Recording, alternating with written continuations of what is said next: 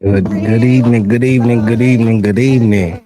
How y'all doing, party people, man? This is Golden Rule. This is your host, Ryan Hayes. I'm sorry for stumbling over, but we're gonna get through it. Listen, today is Monday, July 24th, 2023, man, and we're back for episode 2 of the Golden Rule podcast. Thank you guys for joining me. Thanks for coming in. We appreciate all your support, of course. Today we're gonna get right into it, man. Welcome back. I do want to apologize for my background. Obviously, I'm in a guest room in my home, and I've turned it into my kind of studio. So once I get through with the bed and get the bed out of here, and I'll do some other things, possibly give me a green screen. But just bear with me, have patience with me, man. I am working on my setup, so we're gonna get through it. Now let's jump right into these sports, man. So many topics today, man. I just want to start off by saying we've made it. This is fight week. This is will be the fight of the century. This boxing match that I'm talking about, what is fight week, will be Errol Spence and Terrence Bud Crawford. Man, this should be one of the biggest fights that I've seen in my lifetime. I don't consider Mayweather and McGregor, even though it was a big time, big ordeal. But this right here, this fight, two actual fighters, two top of the game. We're talking about at the top of their game. Both of these guys are undefeated. The records, I do have the tail of the tape. Let me go to it right quick. We got some phenomenal records. Earl Spence is 33, Terrence Crawford is 35. So, a couple years older in difference, man. But Earl has 28 fights, Bud has 39 fights.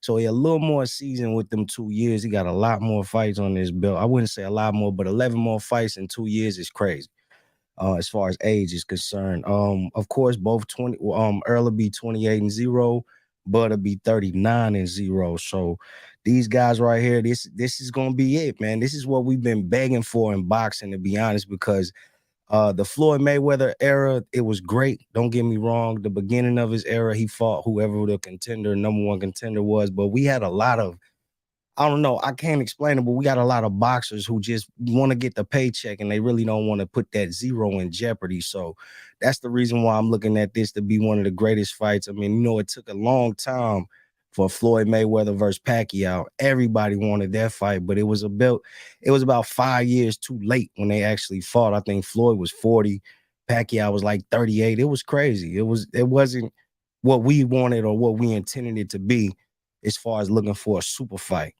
So this right here, this is what I consider a super fight. Um, Excuse the motion in my garage, but listen, I do intend that of course, what was that? Ryan Garcia, I believe that's his name, King Ryan, who fought Tank. Oh man, I forget when they fought, but Tank versus Garcia, that was crazy. That was a big time fight. Tank obviously won the fight with the shot to the liver and stopped him. This fight right here, man, this is it, man. This is like the brawl for it all. I mean, Bud describes it as pound for pound. Number one is on the line. The best fight in the game is on the line. There's a lot more on the line than just losing that zero and becoming making it a one. So we looking at that. I'm looking at that. I'm gonna be honest, I'm going with Bud.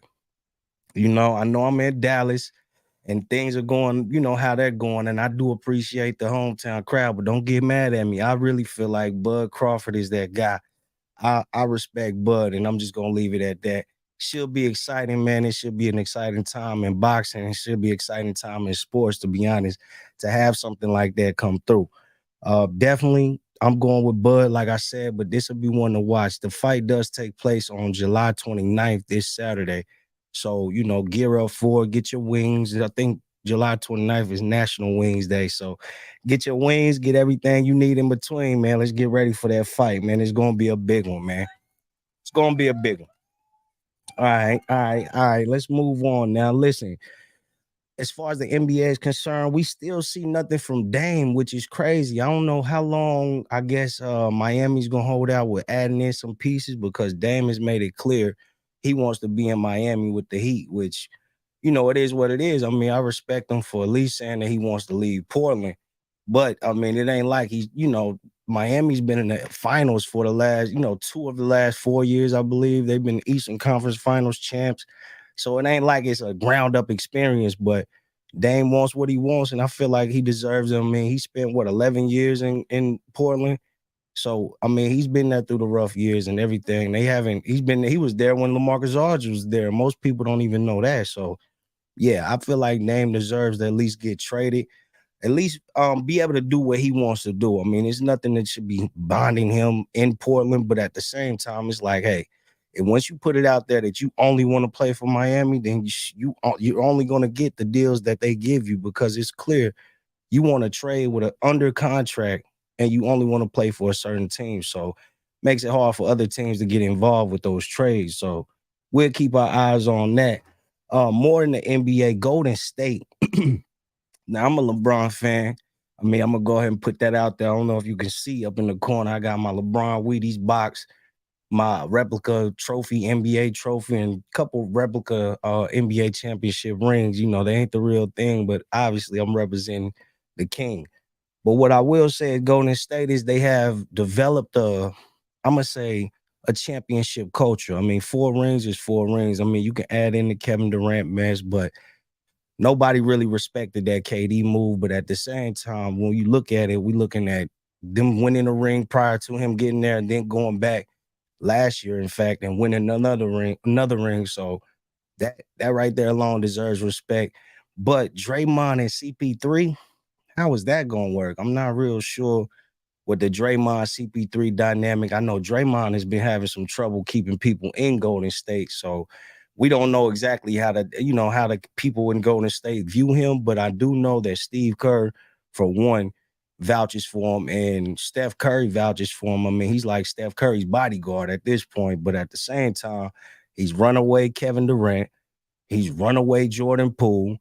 And there's talks right now that Draymond Green and Jonathan Kuminga, one of their younger players they're trying to develop, doesn't have any type of relationship, or he's not really culturing the younger guys. So it makes you wonder, like, what's up with Dray, man? Why is Draymond just I don't know. Why is he Debbie Downer? Draymond needs to do a little bit more, do a little bit more in being a better teammate. It ain't just about the other two light-skinned guys and Steph Curry and Klay Thompson. You got to help everybody and be a good teammate to everybody, not just the people you rolled in with. And I do understand how he could feel like, hey, he riding with the guys he rolled in with. So I respect that, but at the same time, Draymond, you know better than anybody that, hey, the culture starts with you in that town, in that city. So you definitely gotta, be more of a team player to everyone, not just Steph and Clay.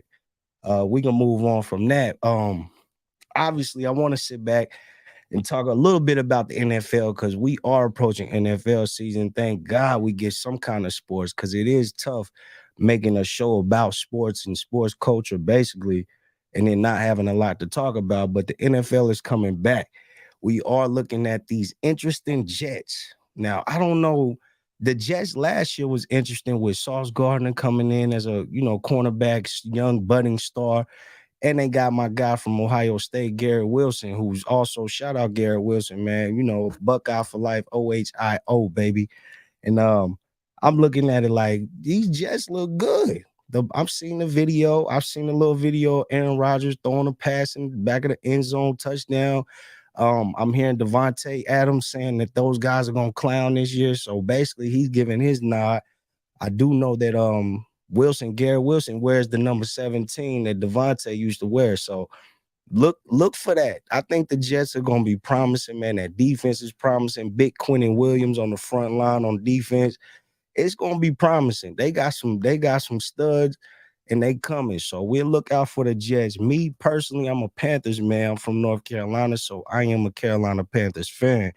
But our number one pick, I wanted CJ Stroud. I'm hoping Bryce Young proves me wrong. I do know Bryce Young is a champion, first and foremost, in Alabama, and he's a Heisman winner. So I'm not going to disrespect Bryce Young. I personally wanted my Buckeye CJ Stroud, but I do hope that Bryce does lift the team up, give us a fighting chance. Carolina, we've always came with a nice defense. We've just needed an offense, man. We've been kind of, I don't know, I would say stagnant after the 2015 great run that we had. Shout out to Cam Newton as well. That 2015 run we had, where we only lost like 2 games all year out of like 18. It was crazy. So we'll see. We'll see if Bryce Young can bring us back to dominance. We just need to build around him, make sure we get some good receivers, because that's one thing about the Panthers. We haven't had like a number one receiver since Steve Smith, to be honest. And shout out to the great Hall of Fame Steve Smith, because man, I mean, I love watching my man play. Obviously, being a Panther fan, ice up some was one of my things, so I like the smaller receiver just playing like a dog. He was like 5'9", 5'10", and he played 6'2", 6'3", 6'4". He was a big guy in a little guy's body. So definitely shout out to Steve Smith. Today, basically, I just want to let it be known that, hey, new setup will be coming. I'm gonna make sure I get rid of some of these things that y'all do see in the background. But for now, I do appreciate y'all sticking with me. I like to shout out Cam and Mace. I do like that podcast they have. It Is What It Is. That is hilariously entertaining, and it's also factually entertaining. I like the fact they got a stat baby or treasure. She's up there. She brings life and energy to the show, as well as being a great moderator, moving from topic to topic. So that's a great show. I do recommend anybody watching to also watch It Is What It Is podcast, as well as $1 Million Worth of Game, man. I do like Gilly and Wallow, how they getting things together. Like I said, this ain't just all about sports. There's going to be some mixed media mixed in there as well. Gilly and Wallow's podcast, $1 Million Worth of Game. If you haven't checked it out, please do so. RIP to Gilly's son. I know he just experienced tragedy. His son just was murdered a couple days ago, man. So I do, send my condolences out to Gilly, man. I mean, get well, man. Obviously, just keep praying, man. Keep praying, keep your head up, stay blessed, brother. Because I mean, God got you, and I do. I feel for the pain that you're feeling in this moment, losing your son, man. So shout out Gillian and Wallow as well. Basically, man, I just wanted to make sure I get out there, get my feet wet again today, man. It's another podcast, another day. I do want to end with the Mbappe. Oh man. I don't know about you guys that got kids or got sons, but this news today honestly made me want to put a baby in the oven. I ain't lying.